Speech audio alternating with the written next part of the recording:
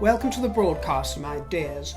We recently touched upon the email cavalcade of communication that was revealed via a Freedom of Information request by the Daily Mail. Yesterday, the Daily Mail went ahead and published those emails, so they've been shown to the world and released. Emails and documents. I'm going to leave it to others.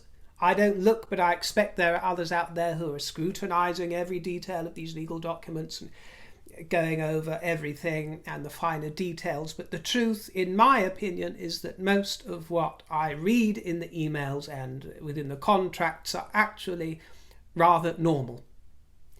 I realise that if you are looking for something sinister, you will find it. But speaking as somebody who has worked within various industries, including time with communications specialists and also within the world of public affairs at the very top level of the public affairs industry, I can tell you with all candour that there was nothing especially unusual about the email exchanges or the proposed contracts. There are certainly issues we can look at, but my issue is not with Toya Holness or Chanel Pisnick of Archewell or the team at Random Penguins. This is what they are employed to do. My issue is the overriding observation of how hollow the project, as they call it, is, how hollow the whole scenario is and was. And this is what I have found most illuminating and enlightening, to have it displayed so viscerally. And what I'm interested in finding out is, what did they set out to achieve exactly with this visit when they graced the children of Harlem with their presence, and what exactly did they accomplish when all said and done? Now they've scurried off. What exactly was accomplished? Well, glancing through these documents highlights how flimsy and superficial and in some ways perverse that the whole exercise was. It was an exercise in pretension. It really was. And this superficiality is best demonstrated by the imagery. Images of Meghan reading to the pauper children. It's plain. It is plain. What is it Oprah says? When they show you who they are, believe them. When they tell you who they are, believe them. Well, I believe you, my dear. I believe exactly what you're showing us, because here we are shown a royal duke, cross-legged, on a green carpet and scatter cushions that have been specially shipped in for the occasion, so we're told. And he appears to be in rapt attention aside this group of peasant children, who, for some reason, they felt such a stir of kinship during this idle hour that within minutes they are going to be seen embracing this couple of middle-aged strangers to the children. For some reason they are propelled and compelled with such joy and such rapture after hearing this extraordinary bard present her poetry that they are moved to hug and embrace, because that is just the Harkle effect, isn't it? That is the touch of magic they have upon everybody. These peasant children, these poor peasant children from Harlem, of pauper families, they are shepherded along to gaze at the humble Duchess in her Loro Piana cashmere coat. Money really doesn't buy class, does it, my dear, or taste? $6,000 was the top. It might look like a sleeping bag, but it'd pay for a whole campsite. $6,000 was that top, and $1,700 for the bottom. She brandishes a collection of illustrations that have been peppered with a few clunky sentences, a few saccharine sentences that would never have advanced an inch beyond the waste paper basket of any potential publisher, of any self-respecting poetry administrator. It wouldn't have advanced an inch beyond the waste paper basket of their mailroom had it not been for the words Duchess of Sussex running under the title, oh so discreetly. That's the only reason it was given any credence. Ostensibly, we are told of the premise of the whole occasion. The Sussexes will join the Chancellor on this visit to a school in Harlem to highlight, promote early literacy, and to participate in a read aloud. The bench, in capital letters. For some reason they keep capitalizing the whole thing. Crossed out because it was too promotion-y. They decided it was too promotion-y to keep referring to the bench throughout the entire document. Isn't it curious where they pick and choose where to draw the line on what is too promotion-y? Because the entire affair is too promotion-y, my dear. In fact, they should rename Archewell promotion-y. That would be very apt. Somebody get Delaware on the line. Can we make the description sound more substantial than a read aloud? Something about community support of the arts. Please, please, can we make it sound more substantial? You can try, my dear. The pretentiousness is vulgar. This is the thing, my dear. This is the thing. The pretentiousness. Read aloud is actually sufficient, if you must call it a read aloud. It's more accurate. I don't see what is wrong, really, with calling it a reading. That would be a lot more elegant, to be quite honest with you, my dear.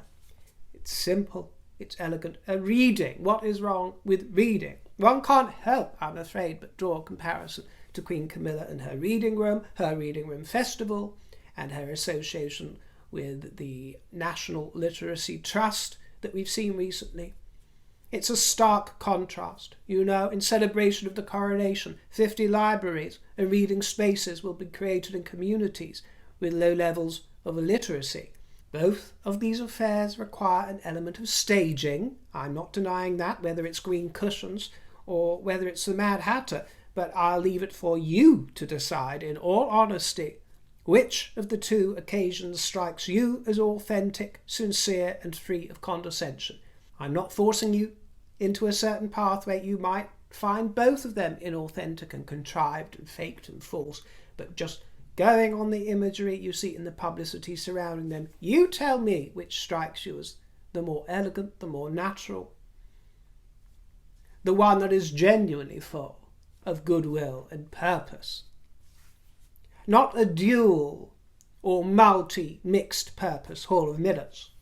But whether or not the children enjoyed the bench, which I very much doubt, or if they had the slightest idea what these pair of pale-skinned saviours were actually doing there at all, what they were doing there at all, is not a matter that we can ever know or will ever be privy to, because gagged silence.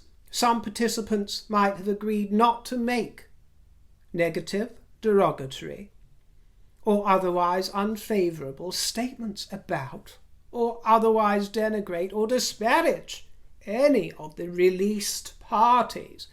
Released parties is a collective term for a whole host of contributors, producers, directors, agents, representatives, and employees. They got it all covered, my dear, all of those that are attached to the project.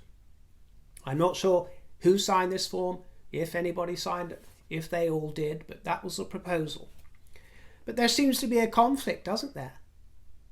Because they don't want anything promotion-y, but Miss Toya Holness is eager to capture as much of the event as possible, which includes the students coming into the space, the book being read to the students, with reactions from them, glazed over expressions of extreme boredom and extreme tedium. What other expressions were you really hoping to capture? Oh wow, oh fun, oh joy, oh thrill. No, my dear. No, extreme tedium, boredom, suffrage from those poor peasant children, as if they are not already at a disadvantage in life. Now they have to be lined up and exposed to this charade. The book being read to the students with reactions from them and any interactions before and after the reading. Well, all the reactions are just going to be nonplussed and unimpressed. But we can't hear about any of that because they've been silenced. If adults elect to be pawns in this sort of publicity game, that is one thing. But to use the emotions elicited from unwitting children, little pauper children and bands, eliciting emotions and responses and using those images to proliferate all around the globe, my dear. Well, you know, these poor second graders, this is something quite different. Quite different. Some might call it exploitative. Some might. And I would hazard a guess that the Sussexes would be using words such as exploitative had it been Prince Archie or Princess Lilibet. Don't you think they might have had something to say about it? If their little ones weren't so privileged and cloistered away in their sequestered haven. Chanel Pisnik reassures Ms. Filson that while the content could be used in a future documentary, maybe, I'm going to be ever so vague, but I suppose it could be. It's a possibility, my dear. But it's not intended to be promotional in nature. Hope that helps clarify. Oh, yeah. Oh, that really helps clarify, my dear. Clear as mud. Clear as mud. That is oxymoronic. Because you're telling me that Harry and Meghan, the grandest love story ever told, courtesy of Netflix Incorporated. You're telling me, love. You're telling me that that was not promotional in nature? Don't pee on my leg and tell me it's raining, my dear. Don't you tell me that, lover.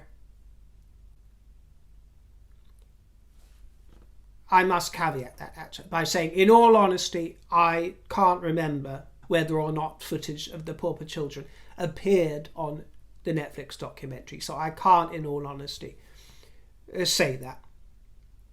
I might be doing a disservice that I can't remember where it was used. So I'll just confess that to you. I can't be bothered to, and I'm certainly not going to watch the whole thing again, my dear, or sit through any segment of it. So, but we all saw footage of the children popping up all around the world anyway, so wherever it appeared, my dear, you're telling me, lover, that that ain't promotional, for promotional use to hawk their wares and their merchings and their books. And of course they tie all of their merchings in with the thought that, it's all going to charity, it's all going to good causes. Well, I'm sure some of it is, maybe quite a lot of it is, my dear. But the rest of it... But the rest of it, my love, the proof of the pudding is in the eating. With regards to this request from Toya Holness to add something to the description to make it sound more substantial than a read aloud, that exemplifies the entire ethos of Archewell, you see. Puff pieces. Puff, puff, puffle pops.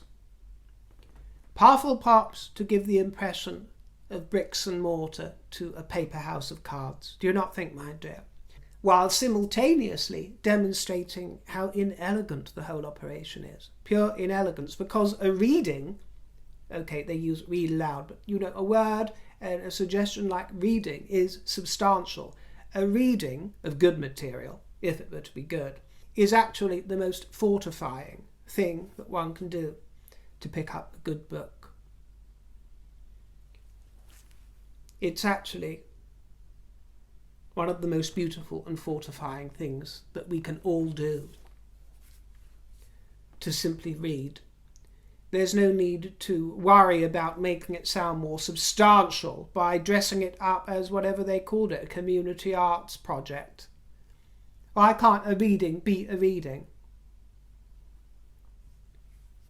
Dressing it up as a community arts initiative or project or some sort of enterprise to support the arts is a study in artifice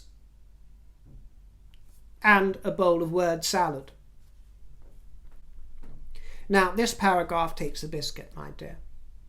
To support the school's ongoing community efforts, Meghan is donating. This is too much. This is just too much. This was the one that really got me. To support the school... Sorry.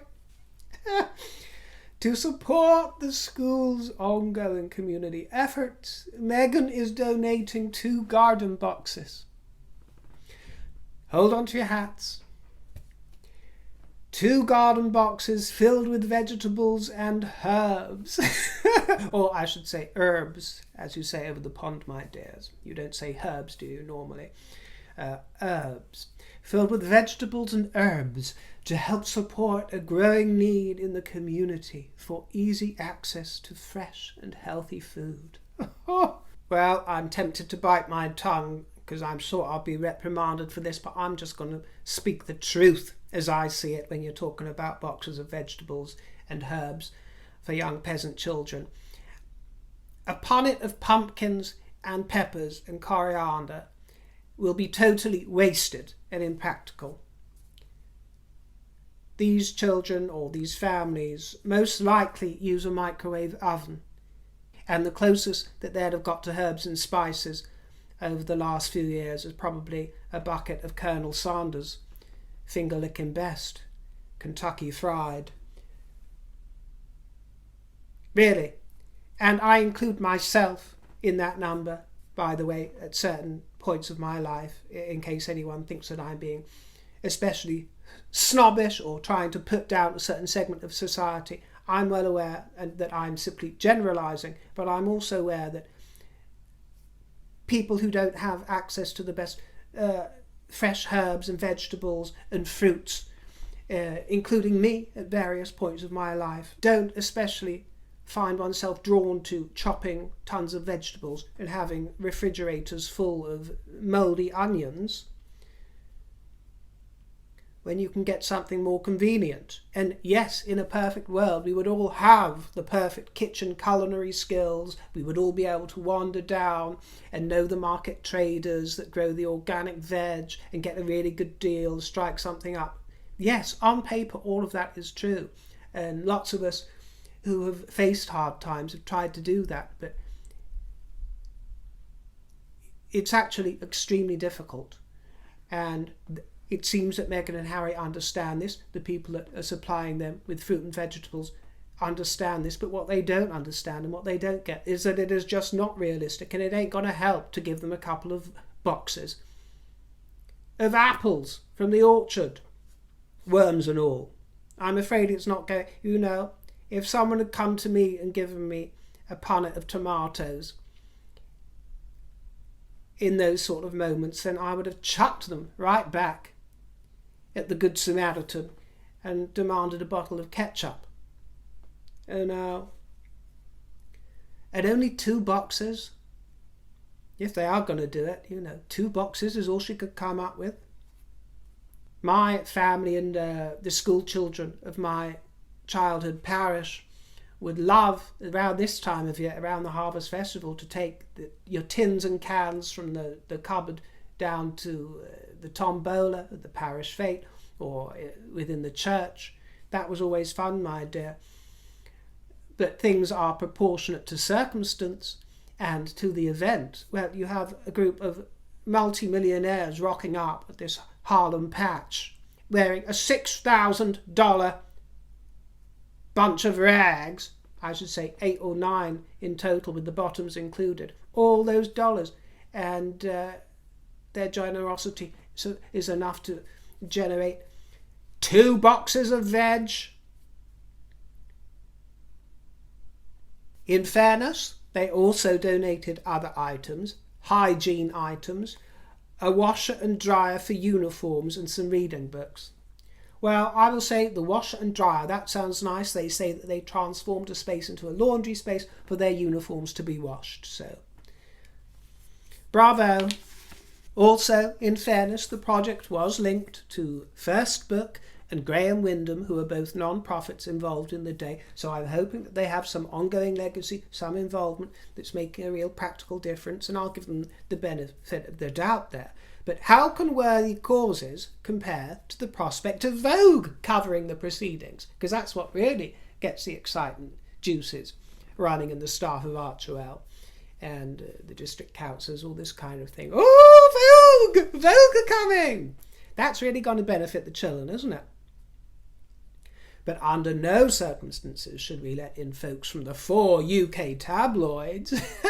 No. That methodology actually puts me in mind of the Streisand effect. Have you heard of this? Yes, it's named after Barbara. The Streisand effect is rather interesting, and it's worth bearing in mind. Back in 2003, Barbara Streisand attempted to suppress an image of her clifftop residence in Malibu,